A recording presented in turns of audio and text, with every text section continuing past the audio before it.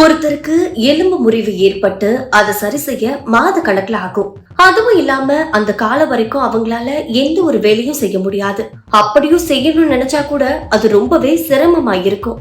அதே போலதான் ஒருத்தருக்கு கை உடைஞ்சா அந்த கையால வெயிட்டான பொருளை தூக்கவே முடியாது.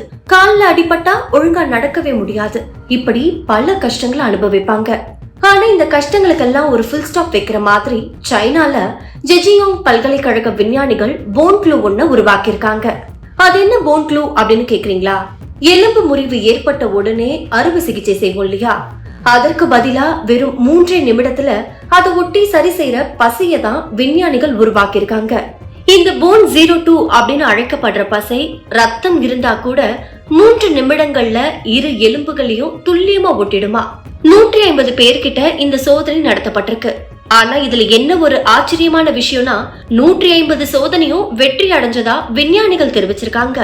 சர் ரன்ரன் ஷா மருத்துவமனையோட தலைவரும் இணை தலைமை எலும்பியல் அறுவை சிகிச்சை நிபுணருமான லின் சியாங்பெங் நீருக்கடியில ஒரு பாலத்துல சிப்பிகள் எப்படி உறுதியா ஒட்டி கொண்டிருப்பதை கவனிச்சதுக்கு அப்புறம் தான் தனக்கு எலும்பு பசியை உருவாக்கணும் அப்படின்ற உத்வேகம் பெற்றதா சொல்லியிருக்காரு.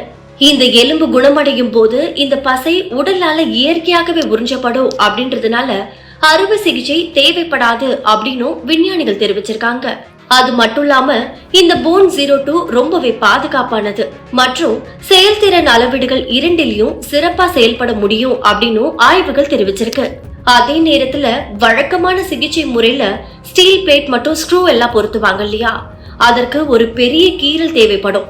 ஆனா இந்த க்ளூ பயன்படுத்தினா அந்த முறை தேவையே இல்ல அப்படின்னுட்டும் இதன் மூலமா எந்த ஒரு தொற்று அபாயங்களும் மனிதர்களுக்கு ஏற்படாதுன்னு விஞ்ஞானிகள் தெரிவிச்சிருக்காங்க.